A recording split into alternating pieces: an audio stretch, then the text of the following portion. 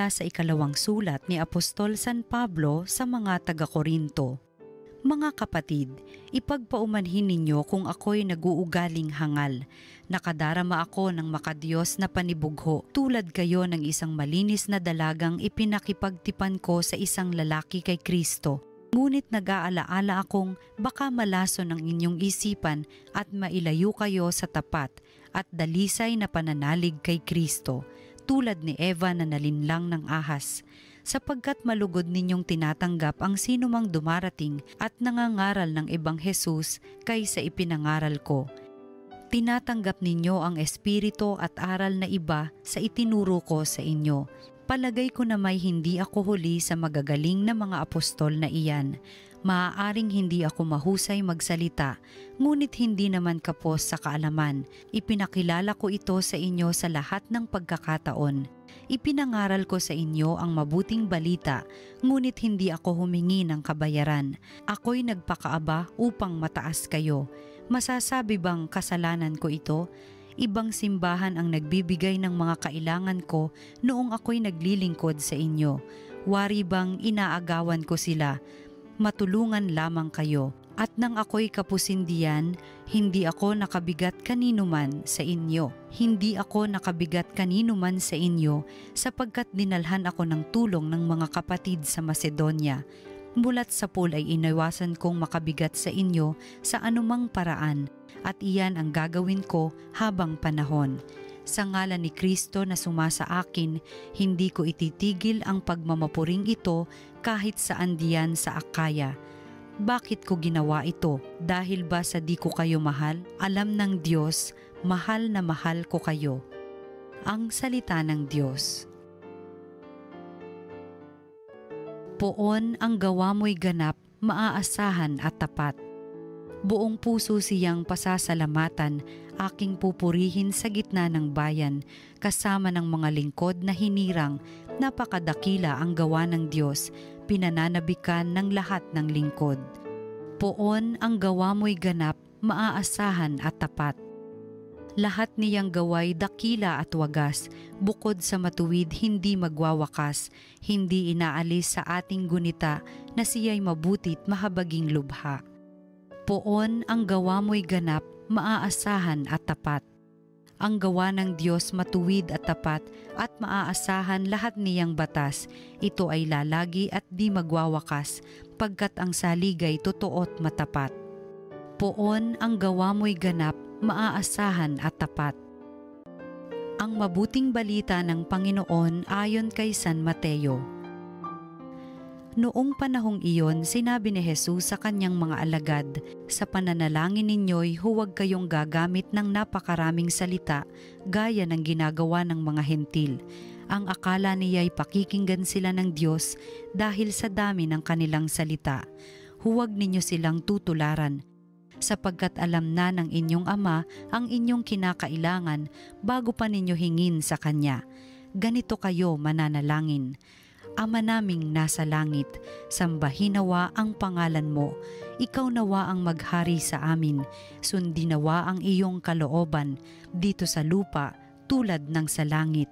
Bigyan mo kami ng pagkaing kailangan namin sa araw na ito, at patawarin mo kami sa aming mga kasalanan, tulad ng aming pagpapatawad sa mga nagkakasala sa amin, at huwag mo kaming iharap sa mahigpit na pagsubok, kundi ilayo mo kami sa masama, sapagkat iyo ang kaharian at kapangyarihan at ang kapurihan magpakailanman. Amen. Sapagkat kung pinatatawad ninyo ang mga nagkakasala sa inyo, patatawarin din kayo ng inyong Amang nasa langit. Ngunit kung hindi ninyo pinatatawad ang mga nagkakasala sa inyo, hindi rin kayo patatawarin ng inyong Ama. Ang mabuting balita ng Panginoon. Magandang araw po mga ginigiliw naming taga-subaybay. Tayo po ngayon ay nasa Huwebes sa ika-11 linggo sa karaniwang panahon, mga kapatid. Napakabilis ho ng panahon na tayo ay patapos na rin ho. Nasa kalagitnaan na ho tayo ng buwan ng Hunyo, mga kapatid. At tayo po ay patuloy na nananalangin para ho sa iba't ibang mga intensyon ng ating pamilya, ng ating bansa, lalo na sama-sama ho tayong manalangin para ho sa tunay na ikapapayapa, ipagkakaisa at kaunlaran ng ating bansa. Alam mo ninyo, baka sabihin natin na ano bang magagawa ko para sa bansa natin? Ano magagawa ko para ba sa problema ng bansa natin? Mga kapatid, huwag natin maliitin ang kapangyarihan ng panalangin. Marami tayong narinig ng himala. Marami tayong tinanggap na pagpapala, bunga ng pananalangin. Kaya nga ho, sa ating ebanghelyo ngayon, tandaan natin, maraming itinuro si Kristo sa kanyang mga alagad kung paano magpagaling ng mga may sakit, pakainin ng mga nagugutom, turuan ang mga mahihirap at mahihina. Pero isa sa mga pinakamahalagang itinuro niya sa kanyang mga alagad, at binili niya ito, mananalangin kayo. Pray. Huwag kayong mawawalan ng oras at lakas sa pananalangin. Kaya nga, bago siya pumili ng mga alagad, maatatandaan ho natin, siya muna ay nanalangin. At sa tuwing mayroong siyang gagawing himala, bago siya gumawa ng mga himala, siya'y nananalangin. At sa ating ebanghelyong narinig ngayon ni San Mateo, tinuruan niya ang kanyang mga alagad kung paano magdasal. I think, lalong-lalo na sa mga magulang, sa mga nakatatanda, yan ang isa sa mga pinakamahalaga nating responsibilidad. Ang turuan nating magdasal ang mga nakababata.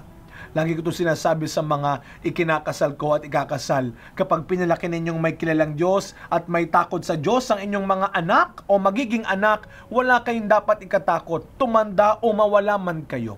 Give God to your children. Teach them how to pray. Lagi ko itong binabanggit, more prayer, more power. No prayer, no power.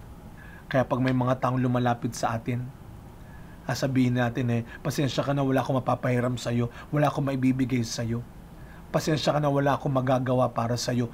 Prayers lang. Sabi nga, huwag mong nilalang ang prayers. Huwag mong ginadjust, no? Nilang lang ang prayer. Kapangyarihan ng panalangin. At kung meron man tayong maibibigay sa kanila, tulungan natin silang magdasal muli. At ang sabi ng Panginoon, kung magdadasal kayo, hindi nyo kinakailangan ng mahabang at maraming mga salita sa pagdarasal.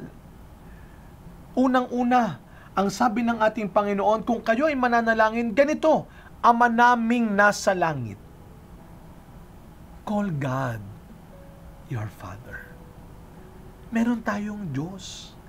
Meron tayong Ama sa langit na nakikinig sa atin, na nakakaunawa sa atin, na nakakaramdam sa atin. Baka sabihin niyo, hindi Father, ang tagal ko nang nagdadasal Ang tagal ko nang hinihingi sa Kanya hindi niya binigay, hindi niya ginawa. Mga kapatid, sa pananalangin, dapat merong pagtitiwala. Magtiwala tayo sa paraan at sa panahon ng Diyos. Kapag tayo ay nagdarasal, dapat hindi lamang tayo punong-puno ng pangangailangan. Kapag tayo nagdadasal, hindi natin dinidiktahan ng Diyos lamang. Kung kailan natin gusto, kung saan natin gusto. Yes, ang sabi ng Panginoon, humingi kayo. Tumawag kayo. Kumatok kayo. Pero kasama ng paghingi, ng pagkatok, ay ang pagtitiwala. Kaya sa araw na ito, mga kapatid, makinig tayo sa ating Panginoon. Pray. Napakaikling salita, pero napakamakapangyarihang salita. Hilingin natin sa Panginoon na sana araw-araw sa ating buhay, hindi lamang po tayo magdasal, hindi lamang po tayo patuloy na manalangin. Katulad ng ginawa ni Kristo, gawin natin ito sa isa't isa. Tulungan natin ulit magdasal ang mga kasama natin sa bahay. Tulungan natin ulit magdasal ang mga katrabaho natin, ang mga kaibigan natin. Tulungan natin silang magdasal sa pamamagitan ng pagiging mabuting halimbawa. Pray more. Mga kapatid, samahan niyo po ako. Magdasal tayo ng isang maikling panalangin.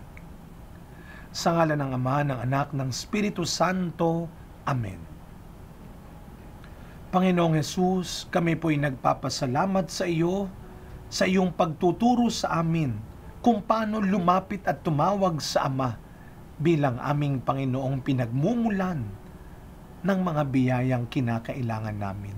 Panginoong Hesus, sa mga pagkakataon na kami po ay pinanghihinaan kagad ng loob, na kami ay mabilis makalimot, na kami ay mabilis na panghinaan, tulungan mo kaming manalangin muli.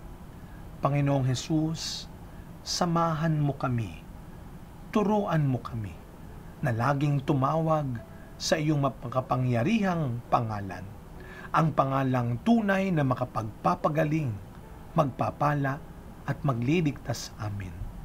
Panginoon, turuan mo kaming manalangin. Amen.